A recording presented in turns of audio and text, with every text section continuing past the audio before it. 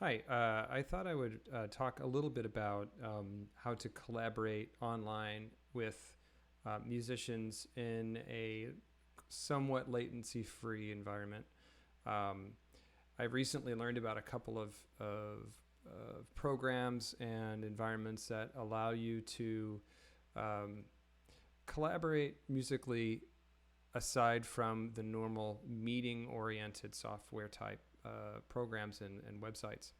I'm talking about how we now get together on Zoom or on Skype or on trying to think Teams or what have you. These those types of programs are for having meetings and for speaking, and they're not necessarily engineered for music making.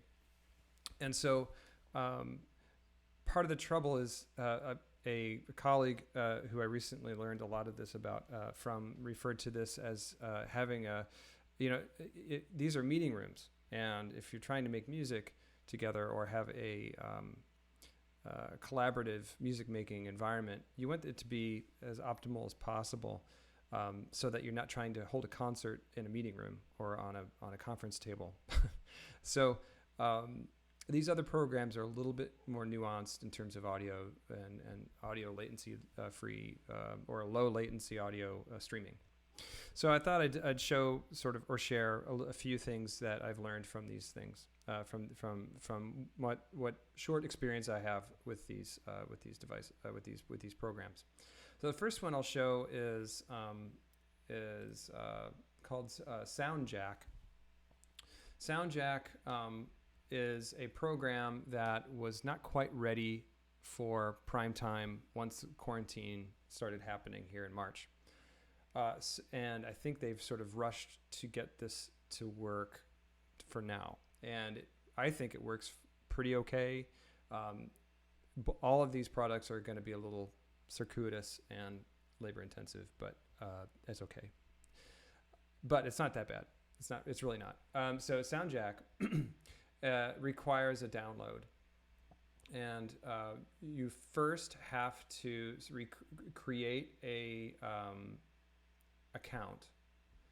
You have to create an account first, or else before you can download what you need to make this work. Okay, so if you go to your let's see, applications, technical, and downloads. So I believe there's a place to create an account here on the front page, and then you go to download, and then you download the program that you need.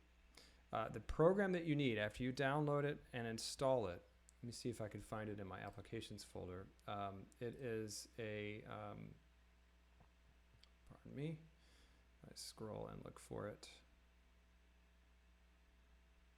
Geez. Okay. So it's called SJC. This has got this weird name. Okay, so you double click on this SoundJack application, and you'll be like, nothing's happening. Well, it's just basically a shell of a program that allows the website to hear your audio. And you'll know it's working if you get this little guy up here in your menu bar. It looks like a XLR connector. That is your SoundJack shell application running. Once you get that running, you can go back over here to SoundJack, log back in if you must, and then go to the stage. The stage is where you can meet other musicians.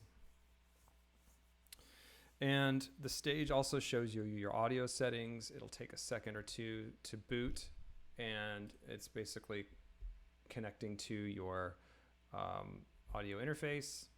And so this is good. It actually loaded the wrong audio interface, so I think this is a good moment. So you'll find yourself down in this list. If you create a username, there's my username.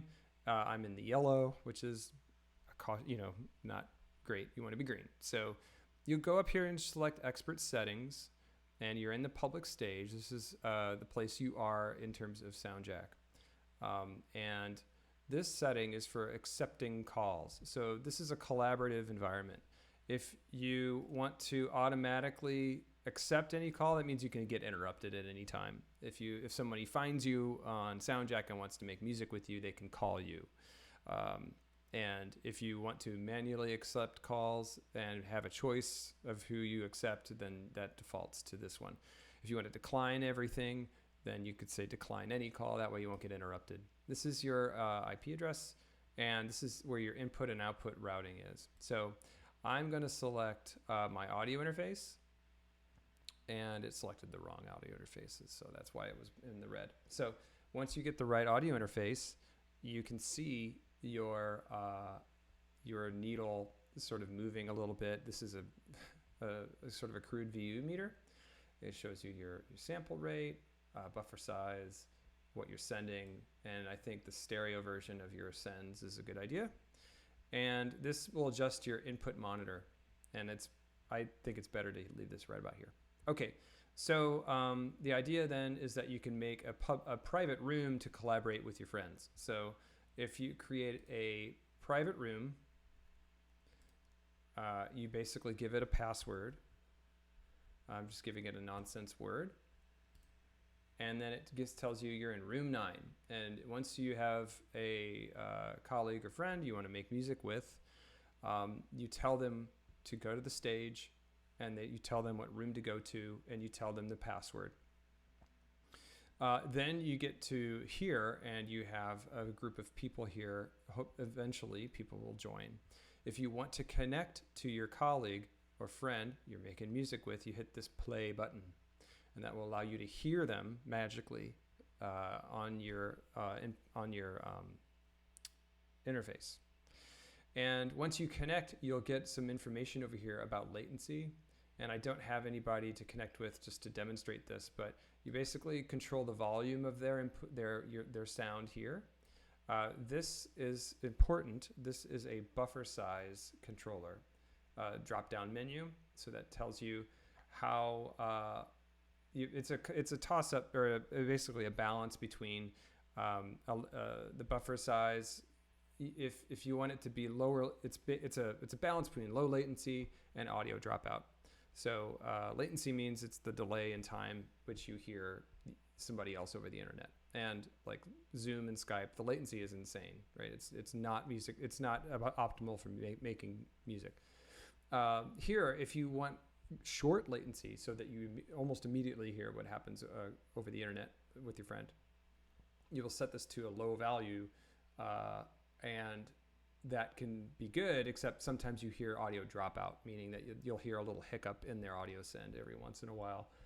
So you kind of have to find the best balance for yourselves. If I could drop down. You'll see the values go up to, gosh, I think I was at around 24. You can go up to 48. It gives you a whole bunch of options, so you can dial in the right buffering type that you want. And then you can then make music together. If you want to see each other, you can also create like a FaceTime call or a Zoom call so you can see the other person you're collaborating with. But this is the best way to run the audio so that you get the really short amount of latency. It'll give you the latency here in milliseconds when you connect. That's one way to do it. And I've tried connecting with a few friends. One time it didn't work. One time it did. So there's a little bit of wrestling involved to get this all going. But once you get it going, it's pretty fluid, and it actually works. Another one that I don't have a ton of experience with, but I just sort of started exploring, is Jamkazam. Jamkazam has a little bit more of a broader appeal because it also allows you to download an application that you can pull tracks into, that you can basically connect with people. It's like a social networking site for music making. And I do have an account. I will sign in. And it's probably better to run it off of the application. So let me actually log out of here and open the application.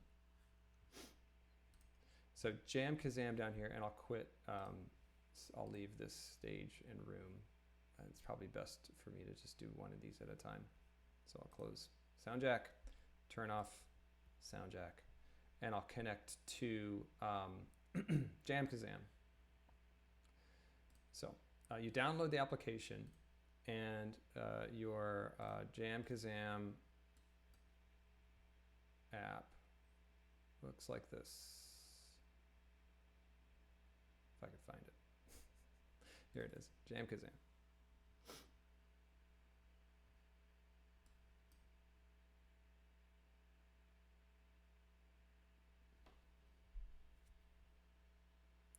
So it has these features, and after it loads a second, I can show you a little bit about what's going on in Jamkazam.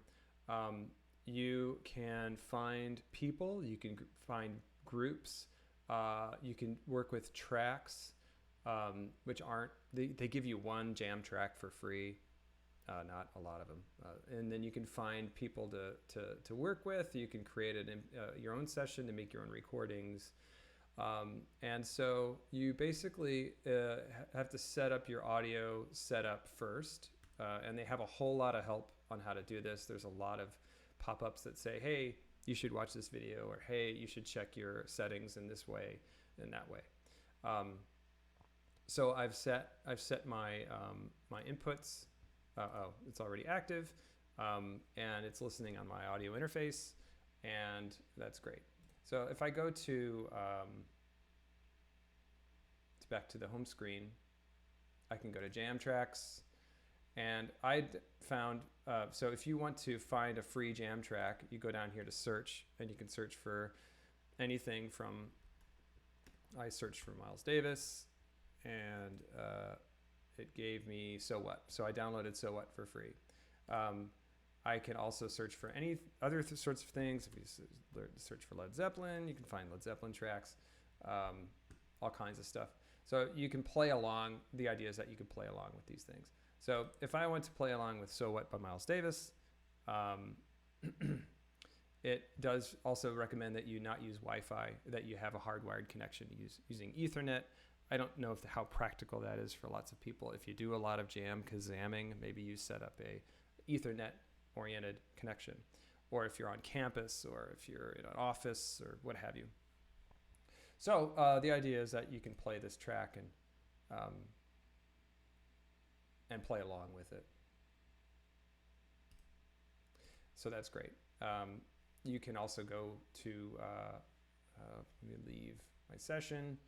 You can also create a session where you're doing a solo session and making a recording, playing along with a track that you've made. You can set your inputs here. It has a whole lot of settings for changing volume and so on and so forth. So again, this one is another one. All of these solutions are not super easy. You're going to have to put some time into setting it up. But you know, when we can't all get together like we used to, we have to get creative. And these are some solutions that you might find useful working with students or your colleagues, or setting up rehearsals remotely, since it's hard to get together in person. So anyway, I hope this is helpful. If you have any questions or comments, definitely let me know. Thanks.